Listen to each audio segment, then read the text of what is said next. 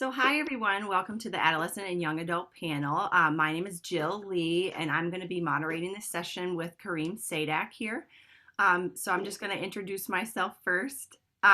So, I'm a pediatric nurse practitioner, and I work in our cancer survivorship clinic here at the University of Minnesota, and I've been working here since about 2008. So, I'm happy to be here on the panel.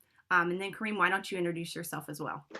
Sure. My name is Kareem Sadak, and I'm a pediatric oncologist, like Jill, here at the University of Minnesota.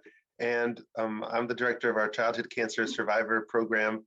And it's just great to have this opportunity to, get to moderate this session with Jill, and really get to hear from people who have incredible experiences, insights, like so many of everyone who's in attendance today, but really create an opportunity for connecting.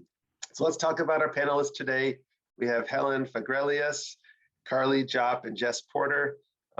We'll go through, just briefly introduce them, but give them a chance to do it themselves here in a second. But Helen is a clinical research professional, young adult, ovarian cancer survivor, and advocate with special interests in expanding equitable and accessible treatment options for cancer patients.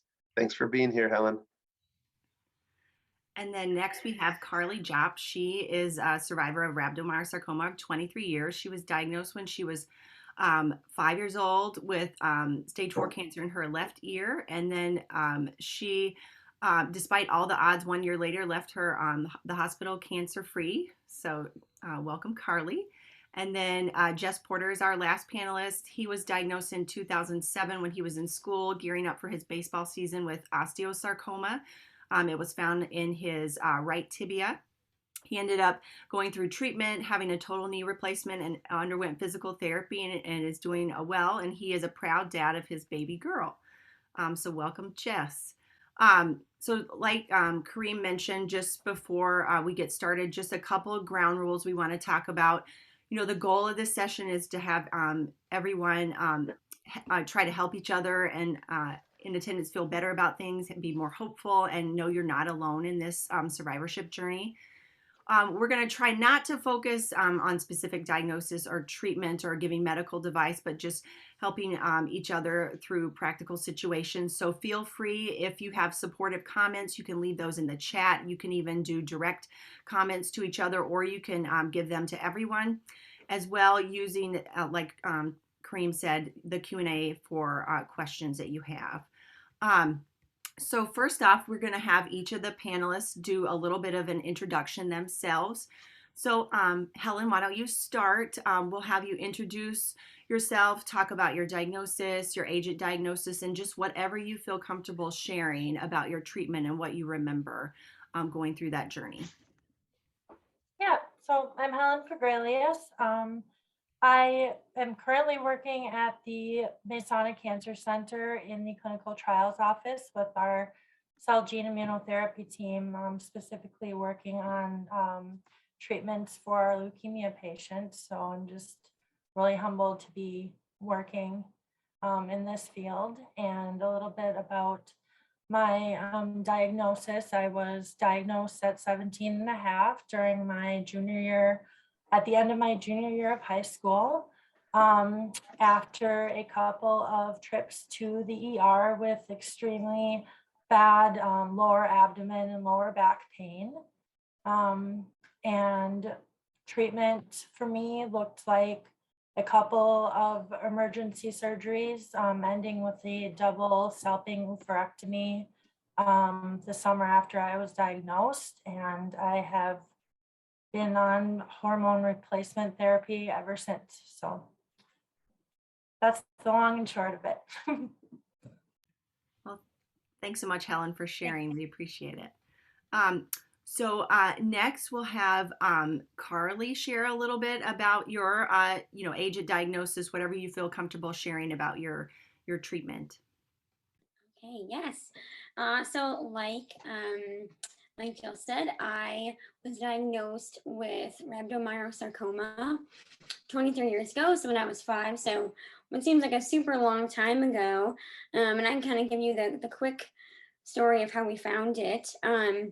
So I was just in the car a little kid on the way to my grandma's, and I told my mom, I go, Mom, it feels like there's cotton in my ear, and she started to notice like something was different. She started to notice that I just was starting to act differently, and I just wasn't myself anymore. I was really quiet when I would have been really energetic. And so we're in a small town in Minnesota, away from home, 3 hours from home, where my grandparents lived. And they took me to two different urgent cares, and both said that I had an ear infection. And my mom just had that sense. She's like, no, I just know it's something else. And so we were at my grandma's for a whole weekend. And then that Monday, my parents took me to the University of Minnesota and took me in to see an ear specialist.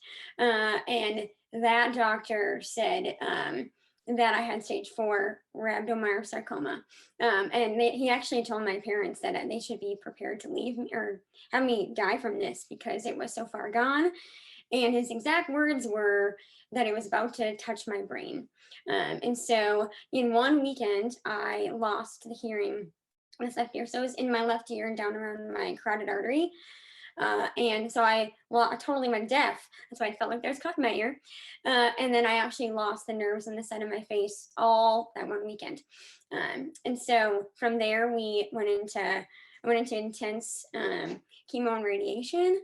There was a time where I was doing radiation twice a day to try and kill it. I basically lived at the hospital for about a whole year. This is August to August. And yeah, with the I mean, I didn't really, I mean, as a little kid, I remember a lot of it, a lot of the trauma, the trauma, the little things, the getting woken up by nurses and different things and, getting lots of shots. But I remember a lot of it. And I remember I never remember like feeling like I was going to die from it, as a little kid's perspective. But I do, my parents now tell me now that they're like, yep. We didn't know how that was going to go. And so it was really cool. So a year later, August to August, the treatment worked. And, we saw kids around the floor, like my parents watched, like other families lose their son or daughter. And me and actually the roommate I had frequently, both are still alive and healthy today, which is super cool. And so, yeah, so then I went to kindergarten that next couple weeks. So I was cancer free in August. Went to kindergarten a couple weeks later with no hair and a hat. And so, yeah, so I'm grateful that we made it out. Thanks so much, Carly, for sharing. And then our last panelist, Jess Porter, is going to share a little bit about, if you could share a little bit about your age at diagnosis, whatever you feel comfortable sharing about your treatment and whatever you remember about that time too. Yeah, so like Jill said, it was 2007. I was 16 at the time, and I was diagnosed with osteosarcoma. The biggest thing was I was a very athletic person, so that's really kind of how it all kind of came about. I played. It was baseball season, and it was actually the end of close to the end of the school year. So it was school baseball where I was starting to feel pain in my knee. And ultimately what happened was, I could still run and I could still pitch because I would pitch, but it got to the point where it was getting uncomfortable to be able to make it down like the first baseline. So I ended up going to a chiropractor for physical therapy. And it was there that I did it for probably about 2 weeks. I did physical therapy, and they were starting to think it was like a torn meniscus, something like that. So they ordered an MRI. I went and had that done. And then that's when, the next step was really what I was told, right? Being a kid, I'm sure it went through all my parents, but was that we had to go down to the U of M to get kind of the results from all of that. So, and then from there, really, if you know me, I'm the guy in the back of a meeting. I'm in the back where I kind of just take everything in before I formulate thoughts and all of that. So really, the next couple of weeks of getting all the information and everything that was happening, I don't think I really said much. I was going into the doctors, seeing my cool history was my surgeon and going through with that, and then Weigel was my doctor, and all of that, I was just kind of quiet. And the thing I remember the most was, well, a big question that was asked was if I could keep playing baseball, which I mean, before the treatment started, summer ball had just started. So there were a couple games, but it really got to the point where I couldn't even pitch the ball off the plate, and going down first baseline, it hurt to hit first base. I had to get a runner for me, and I went, but that was the last time that I ran down first base. And then, yeah, I really just, the whole experience, it was a lot of me just kind of taking a lot of stuff in. There wasn't a whole lot of questions. I put all my trust in the team, you know, the medical team and the medical field. And I really just, you know, focused on, tend to be an optimistic person. So I really focused on just trying to keep things positive. I'm like, you know, I'll get through one day, get through another day. Another big memory I had, because I missed all the 11th grade, was, well, I did it from home, but I missed going into school and all that. A big memory I had was I did go to a basketball game, and the wrestling team showed up, and they all had shaved their heads to show support, and that's something that has always stuck with me. So having that support system that I didn't really know was there. I never wrestled, so wrestling was not, but I knew people on the wrestling team, and I think that's what drove it. And knowing that there was that kind of support that was there. But yeah, I guess that's kind of, yeah, how the diagnosis and how I kind of took everything in and experienced everything. That's great. Thank you guys, all three of you, for kind of that introduction, and certainly kind of a stroll down memory lane. So thank you for that. Jess, let's start with you with the next question. You know, you mentioned the support system, right? And how in that one memory, it was, of course, classmates at school on the wrestling team showing solidarity and support with shaving their head. How did the support system change on your survivorship journey, you know, as you got older and went from adolescence to older adolescence or early young adulthood? You know, did that go from friends to family, or friends to different friends? You know, touch on that for a little bit, and then we'll talk with you, Carly, and Helen, also similar type question. Yeah, I think for the most part, I mean, high school ended, so I mean, there were a lot of people that I obviously didn't see, but there were my handful of close friends that even to today, you know, I keep in contact and see, and we, you know, we'll get together. Family was yeah, a big one in there, and I think an experience like this really brought the family closer together. So, and that's something too. I have a couple siblings, and we're really close. And so being able to, yeah, that support system has been there, is still there, and it's not something I don't go around really kind of sharing my story to, like, you know, coworkers and those kind of things. There's a lot of, like, my at work, there's not a lot of you know, I guess personal support that's built there, but I do have my friends and family, yeah, from childhood. Terrific, thanks. Carly, what about you? Your timeline started at such a young age. You know, that survivorship journey has really been decades, right? As you're describing, what's the support system like, and how that's evolved, changed over time, or who has been with you that's steadfast support? Touch on that for us, please. Yes, absolutely. Yeah. So I mean, yeah, picture. So I was the firstborn. I have one younger sister. So picture it's my parents with a 5 and a 3-year-old.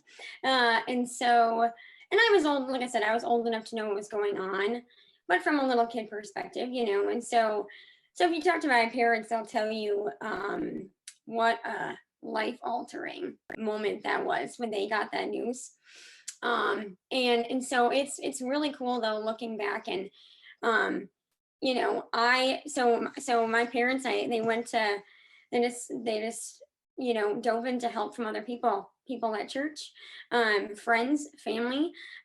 We, you know, somehow just provided, or I know God really provided a lot of support. Like, for example, my aunt, she was a nurse, and she just, before this happened, she just felt led to take a year off and do stay-at-home daycare. like before this happened. And then it worked out perfect that my sister could stay with them.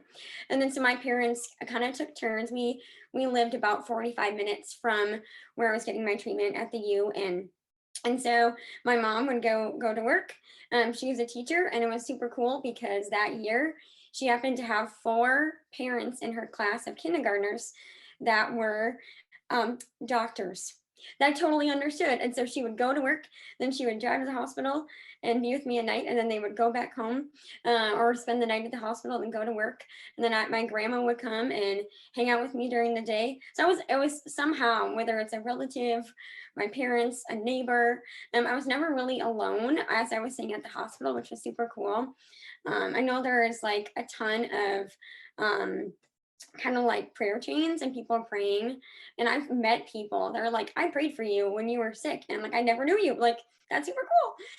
And so it's cool to see how many people, like I can't tell you how many meals we were given, and just yeah, just so loved on, how many people have visited me. Yeah, all those different things that kind of happen, and people uh supported us. And so I feel like I probably, got a taste of it, but my parents really got to experience all the love that was shared during that season. So super cool. That's terrific. Thanks, Carly.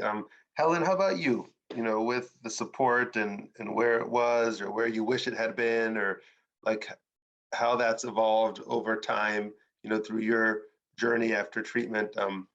What would you chime in about, Helen? Yeah, so I'm so emotional. So sorry. I think the emotions just come from like the amount of gratitude I have for everything I've learned through this whole journey. When I was diagnosed, there, I was in being treated in a peds unit, but almost on the brink of adulthood. And at the time, I don't think I realized how much like lack of support and resources there were for young adults. There goes my boyfriend. I'm thankful for him. um, but moving into adulthood and in going to college, I realized that like the support I had was, of course, my family and my friends and my care teams. But moving forward, I realized that there really was that lack of, I guess, just not feeling. I felt pretty alone and isolated in my experience. And um, moving into adulthood, I came upon an organization called Stupid Cancer that was founded for young adults and adolescents moving into their survivorship. And through finding them and attending my first conference, CancerCon, and meeting, hundreds of other young adults, just like myself, who kind of knew my secret in a way, and then had shared similar experiences. Um, I was finally able to talk openly about my experience and really felt like for the first time that I wasn't so alone. And that growing those friendships and connections, even into advocacy work, has just been so meaningful, and come to be such a huge part of my life. So it's been a big area of growth, but I'm very thankful for it. So. Yeah, thank you, Helen, for sharing. And that's a good reminder too. Like, these are all emotional things we're talking about, so it's so appropriate and okay as a panelist, as an attendee, as a moderator. All of us, have our own lens on this journey, and in your lens, as people who have stepped in these shoes and walked these paths, are so intimate and so personal. Every emotion is appropriate. So everyone, please understand that. So that's really insightful, Helen, because it's something that can sometimes be easily overlooked. That isolation, right? Like, what's appropriate based on your age for support. So then, Carly, let's ask you a question about how, along those lines, what has been the support for you. Like you talked so much about the amazing gratitude you had for all the support for your family when you were going through this. How has that changed as you went through adolescence, your treatment being years and years earlier, and then into young adulthood where the treatment was decades and decades earlier? What have you turned to or found helpful in your life through this journey as a survivor? Yeah, absolutely. Yeah, I mean, I'll just share with you. So, I mean, picture, so I remember, I remember like the miracle of everything, right? Like I remember it, my family does, like ask people.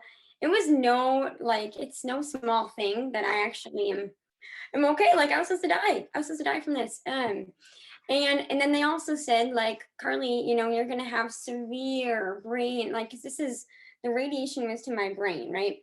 So I was supposed to have like severe, you know, learning disabilities, all this stuff. And I am fine actually. I mean, I do like read a little bit slower, like I process slower.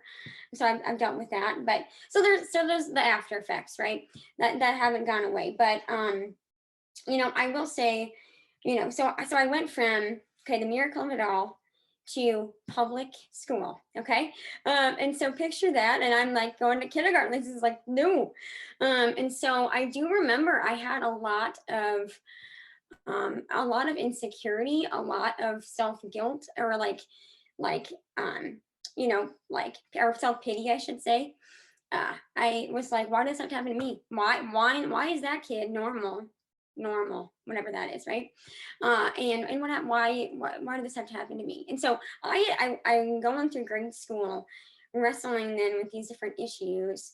And so honestly, I'd be lying if I didn't tell you, like, I really, really sought God in this, and I sought the Lord, and it was through my relationship with Jesus that I found peace. I didn't have to like live as cancer as my identity. And I think for a long time as a teenager, I saw it as my identity. Like, oh, I look different now because I was born with perfectly symmetrical face, okay, and I lost that. And honestly, I had such a hard time. Picture it's middle school, like people stare or whatever. Kids were never mean to me. Like I never was bullied because I wouldn't let that happen. But like it was tough, and it's still tough. And so I've had to wrestle with that. But I have had a lot of peace through my faith, finding like, you know what, my identity is not in how I look. It's not in my cancer, but it is in God. And so I had to wrestle through that. I also have found peace. I think it was Jess that said this.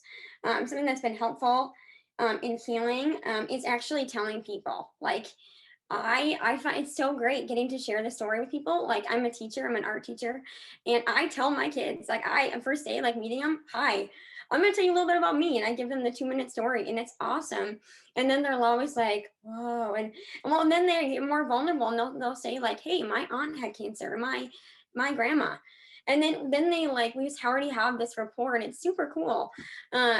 And it's just good to tell people. So I would say celebrate, the story you have, tell others. Like I don't need to wear it on a shirt and go, hey everybody, just so you know, I'm a cancer survivor. Like no. But like why not share it with people? And for me, it is a story of excitement. It's a story of this is something awful that is now made beautiful, because I wouldn't be the same person if this didn't happen to me. And I tell my kids that, like, I would be probably way meaner. I don't even know, maybe more sassy, bitter. I don't know if that didn't happen, because then I've lived most of my life with this, and so yeah. So I encourage people to celebrate their story and tell others about it as well. Thank you, Carly. Jess, support system and how that's evolved specifically, for you as you've gotten older, started a family, or things like that. What's that look like at this age for you now, versus what you described earlier? Yeah. So, well, a big support system is my girlfriend. I mean, I live with her, and then and my family is still, like I said, we're really close. So, I mean, that's really a big part of it. And then I do have like my best friend from high school that that also, I mean, we kind of we went to college together. We kind of stayed together the whole time. But yeah, I mean, there's a handful of peers at work that I have grown close to, and we'll do like the happy hour, and we know where we get stuff out, and it's kind of a support system there too. I think that's the new one for me, because like I said, I'm not one that easily with like at work, mostly because it's like you don't know who's coming and going, right? So it's like, oh, they might leave.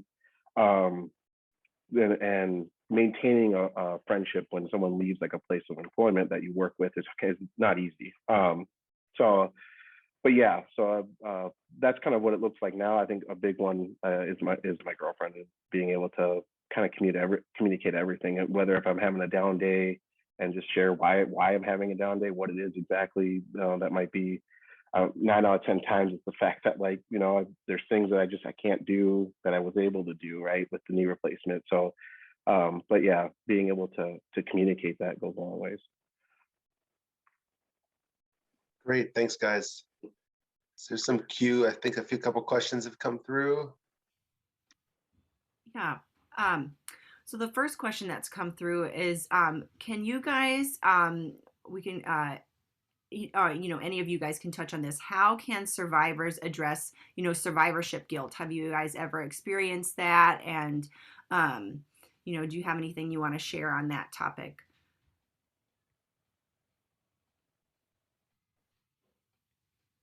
Go ahead, Jess. I saw you on mute. I've been unmuted, but I mean, so what I can share, I mean, for me, a big part has been, it's more so what I can do now with kind of like this. So this opportunity, right, to be able to share my story for who's going to be experiencing it or who is currently experiencing it. Is how I kind of combat like the idea that like, I mean, there is a story, I mean, that I have from, I was bunked with, I mean, he was a younger boy than me, and chemo wasn't working, and so they were going to start radiation, and I gave him, we got PSPs, which I don't even think exist anymore, but we got PSPs as an option, or a DVD player. Well, he had picked the DVD player, so I gave my PSP to him. It's like little things like that, I think, and then I also joined with or volunteered with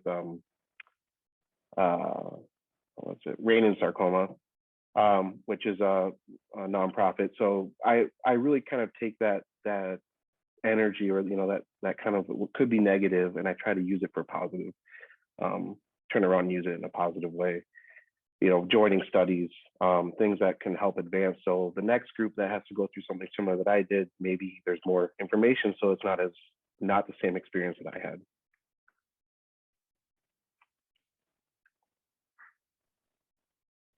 Well, I'll just speak on survivorship guilt a little bit. I didn't even know that was a thing until, I don't know, 5-10 years out from my, diagnosis. And just hearing and being able to identify feelings with an actual like term for what I was feeling was like step one of just acknowledging those feelings. Like, yes, maybe I had an early stage cancer and like feeling some sort of way about, I had it easy, but like then also acknowledging that we all have things that were taken away from us by this disease, and like our journeys may be dissimilar, but like we all share one thing in common. We're a part of this club that no one wanted to join, and honoring that is like the biggest thing. And I think just acknowledging that is like a big part of healing any of those feelings. And then just being in a part of groups that allow you to feel any of those feelings, whether it's support groups or what have you, is really important. because we're all in this together at the end of the day. And it's okay to talk about those feelings, even though they don't need to stick around forever. Acknowledging them and then telling them to move forward is, I think, yeah, important. So. Yeah, I would say for me, I didn't, because I was little and right after. So I mean, yeah, we like I met kids when I was sick and when I was even a couple years after that later died, and so we don't know why, like it's not in our control, and so we should never feel guilty, like, oh, why did I make it? I don't know. I don't know why I'm here still, but that was meant to be. And so I think, yeah, we should never feel guilty, of course, even though we all feel it and it's normal. But I've never met someone that if I tell them my story, they're like, well, they'll tell me like, oh, well, I had this person die, and from it, and so but usually they're never like mad at me or anything, or like take out their frustration on me when I tell them. I don't know if anyone's ever had that happen, but usually yeah, we have like this commonality, like it's like the stories end different, sadly, but there is a unity that comes from two people both having an experience like this. And so, yeah. Before Jill gets to the next question, I just have to add, like, what you guys described sound like such a special community or club, right? Nobody wants to be in, but it's that community that sounds so special because you can be you. You can talk about everything or anything you're feeling. And honestly, we've even heard some of this, like one person's feeling might be completely opposite from the other person's feeling, but in that community, that's okay, that's welcomed, that's valuable because there is somebody else always. And we see that coming through the chat. There's always shared feelings, within this community. And it's so powerful to just have that connection. That connection is really, really special. So thanks for allowing that, guys, by sharing your stories, and attendees who are throwing things into the chat storm.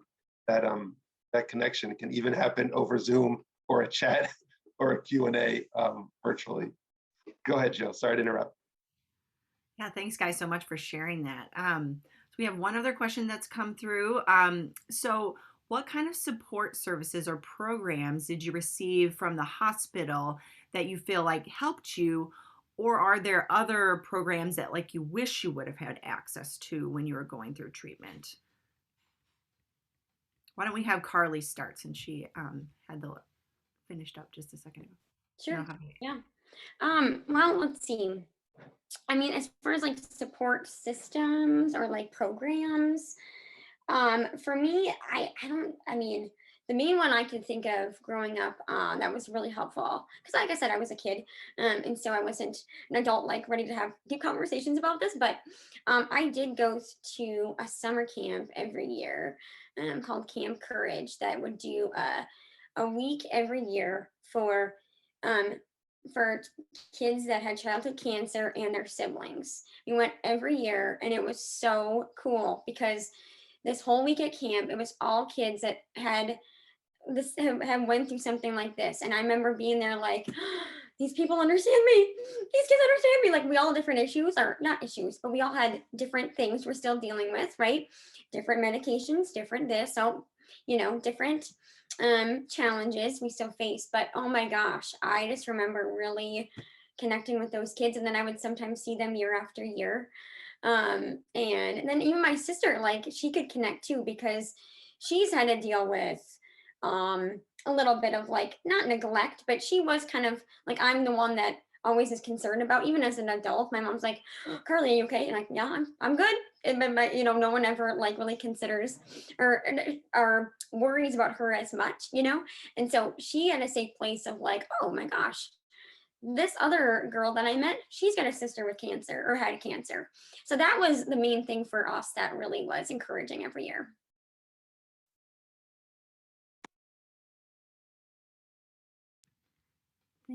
Thanks so much, Carly. Jess or Helen, do either of you guys have Any hospital support services that you feel like helped you, or anything that you wish that you had when you were going through treatment? I know you guys were a little older when you were going through it. Yeah, so support, like right after diagnosis, I was told about the Minnesota Ovarian Cancer Alliance. At the time of diagnosis, I realized now like I wasn't ready to meet myself there. And so it took a while for me to get involved with MOCA. And now, you know, I attend their events and like I am more involved, and I really appreciate that community of women and those resources. Um, but but not at the time of diagnosis. And but other resources that I've come across along the way are, of course, I spoke about Stupid Cancer, stupidcancer.org, and just even going on their website and seeing like they list all sorts of other resources available for adolescents and young adults beyond just their own nonprofit. So that's been super helpful. And then our own, you know, our own survivorship program at the U of M, I found to be super helpful. And also just local and global organizations like LLS, Leukemia and Lymphoma Society. You know, my best friend had leukemia, and being a part of that organization and going to events for her, I recognized what resources are out there for other people going through, you know, a cancer diagnosis, not the same as mine, but just, you know, there's just a wealth of resources out there now that weren't there when I was originally diagnosed. So pretty awesome.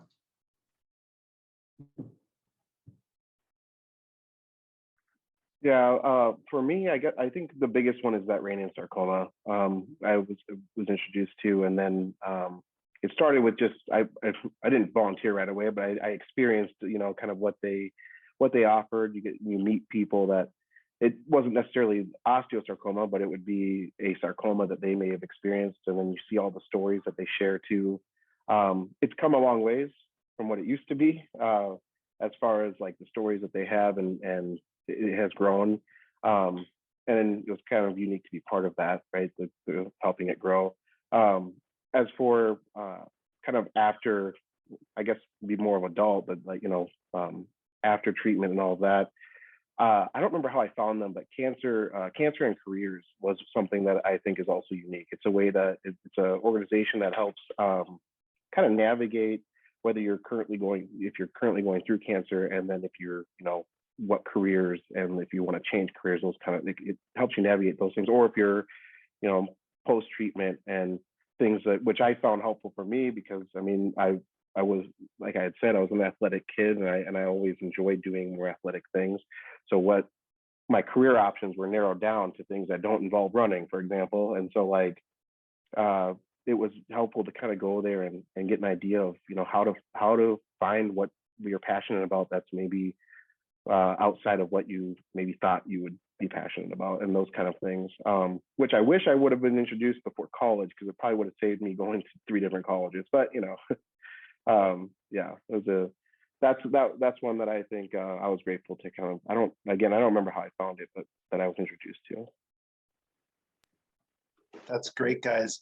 Thanks for sharing those supports, resources. And it made me think of a follow-up question that I'd love to hear your thoughts on before we get to a couple other questions that came through here on the Q&A. But how and who helped you navigate, whether it was Ranian sarcoma or careers in cancer or stupid cancer or the summer camps that you all talked about? Like, who helped you navigate to finding these things, or what would be helpful? Like, even from our perspective in the healthcare system, with several participants, attendees wearing those hats, what would be helpful to help get you connected with so many of these amazing organizations that offer such amazing support? And what was your path like to finding these if you can remember, or if it's the kind of thing you can put your your finger on. Helen, do you want to start for us? Yeah, so in the beginning, I feel like Google was kind of my best friend, and like I kind of had to, I didn't even know that like I had to help myself, but that's how it happened organically. And um, you know, and now looking back, of course, like I wish that my providers at the time had known or had more resources to clue me in about. Of course, they didn't exist back then, but like, um, I think just educating the healthcare field about the resources that are out there for patients, and their caregivers and networks is like really important, so that all of us are on the same page as a team.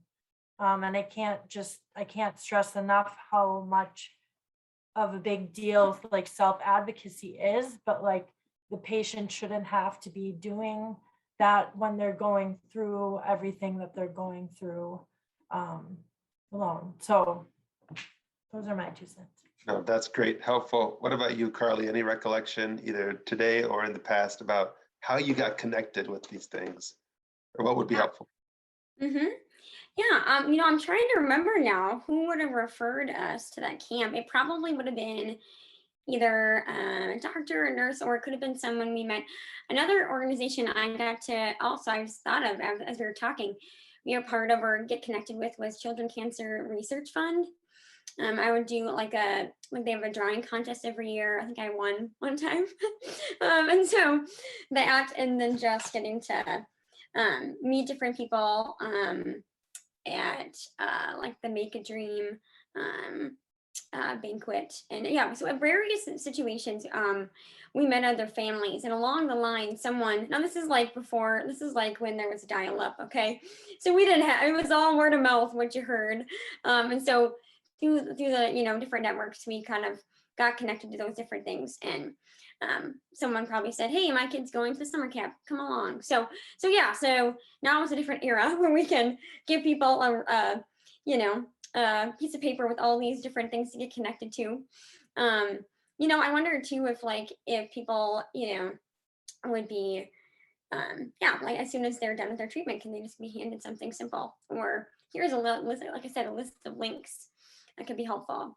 So I think that is super powerful. And I wish that, there wasn't probably, I don't know, I'm sure there is more now than there was when I was little, but yeah, I think that's super powerful. And there's so much peace when you get to meet these other families. It's so good. It's so life-giving. So yeah, so the more of that, the better. Mm-hmm.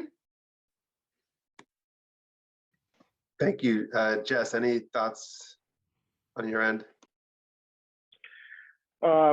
So I don't remember exactly. I know there's like a little packet you get, right, when you go into the hospital, when you kind of first start treatment and everything. And I know so it's helping. I know Radiant Sarcoma, when I was volunteering with them, they're working on getting something in that packet so that it'd be something that a person would see. I can say personally, being I had no interest in any of that, right? When I first started, I didn't want to look at a packet. I was more so just like, okay, day one, day two, how to getting through it, getting to the next day. But I mean, I think that's a great thing. Being able to refer back to that packet to see what resources are there. So being able to, I don't know what else to really call it, like a welcome kit, but like that kind of thing. So I think that's helpful. The more that can be put in that for people to be able to see resources that are out there, whether it's the patient or the patient support system, so at least they're aware of it, to be like, hey, to introduce it to them later if they're not ready right away. Yeah, I think that's a really cool and important thing. Terrific. Jill, you want to jump on one of those questions? Yeah, so we've gotten a couple more questions in the question and answers. So someone wants to know if there are any like long-term side effects that you've had from treatment, and is there any specific advice you'd want to give to others about how you helped with remedying them or living with them, what kind of things you did to help with that, with long-term effects. I know you guys have touched on that a little bit, but I don't know if there's any other additional stuff you want to elaborate on.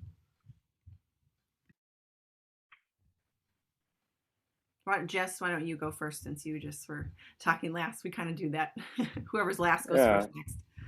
Well, I mean, like I said, my biggest thing is my knee replacements. That's kind of something that I've had to, that's like my long term and an adjustment to. And I actually recently, so I live in the wrong state with the ice because I recently had slipped, and then I had to go in for a procedure because I had broken my femur. But so like that's like a long term and something that I kind of on a daily basis, I'm battling to stay on top of. But it's physical therapy and doing things. For me, it's like biking to try to build up the strength and all of that. But yeah, just trying. I guess it's an everyday thing to learn to I guess living with it. So combating like I can't do, knowing my limitations, learning my limitations, that kind of thing, right? So going out to go get the mail when after we've had some snow, maybe not a thing I can do, or should do, that kind of thing. So yeah, I mean, I purchased some like ice bugs that have their boots that have metal tips on them, and but I still am like, I won't risk it. I'll just stay inside until I see the ground again. But yeah, yeah, I think that I guess that, I don't know. Yeah. Helen, did you have any late effects issues that you've been dealing with, and any advice for anyone in the audience? Yeah, so I mean, late effects for me, and this has kind of been since, early on after a couple surgeries, was like dealing with and addressing infertility issues, and like just issues with balancing my hormones. And I think like over time I've had to address just the feelings I have about the infertility after they've kept bubbling up. And really, like, I can't stress enough how like seeking out professional mental health professionals has like really helped me kind of work through those feelings.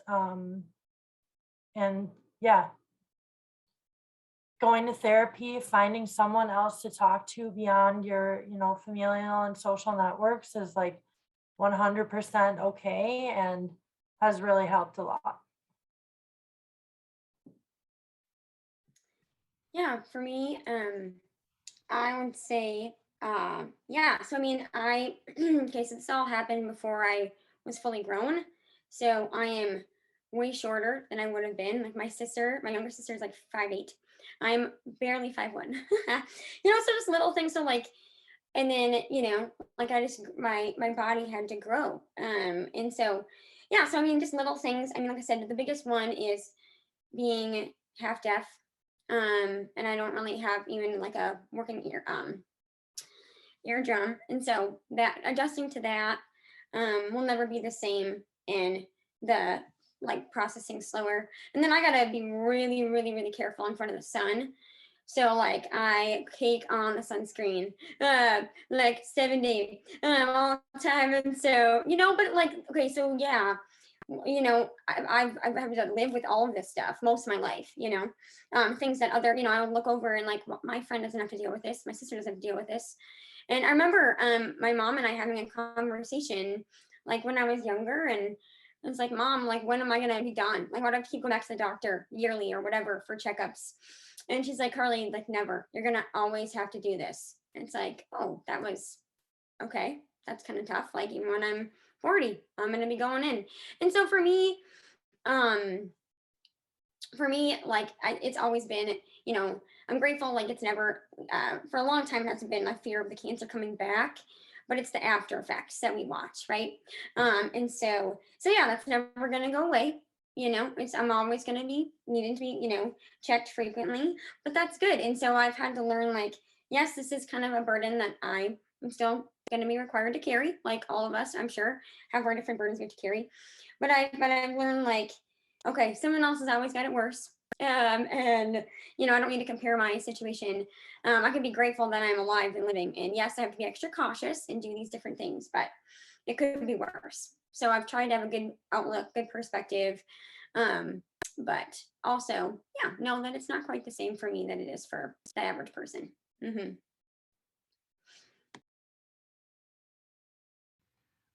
Thanks so much for sharing that, Carly. We've had a couple of other questions come in, and this kind of piggybacks onto something, Carly, that you had talked about, I remember, in the beginning. So I'll have you answer this question first. So how do you kind of work on when to tell somebody you had cancer? I remember you talking about how you kind of told your students and set the stage right away. So this is a little bit about me. So can you maybe touch a little bit on that, and then I'll have the other panelists kind of talk about that as well. Sure. Yeah. That's been something I've had to just like wrestle with and figure out, like, as life has happened. Like, I remember when I went to college, like, people were asking my good friend and my roommate, and they would never ask me. Like, just ask me. People are always been afraid, because you can, when you look at, like, I don't have a symmetrical face, and or like kids will, like little kids, usually I'll catch them. It kind of still bothers me. Sometimes it does, when kids stare, you know. But it's like I've had to wrestle with that. Like, okay, how can I approach that? Or if someone says, "Whoa, you're really short," people will make comments that they mean to be kind, but they, like, "Why are you so short? Your dad's 6'5". Yeah, I know. It's because and so how to approach those conversations, not with like a bitterness, but with kindness. Like, yeah, I'll tell you why. I actually had childhood cancer, and so that's why so when people maybe say an inappropriate comment, it can be a platform to say something in a kind way. Or like, when I first meet someone, do I usually always share? No, no, I don't.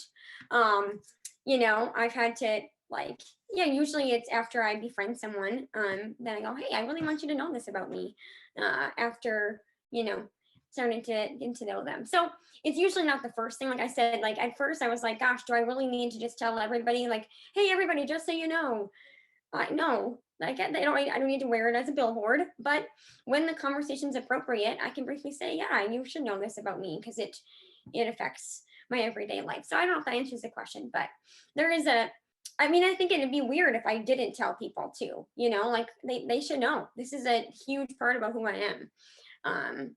And so, yeah, so usually it's not right away, but it's eventually.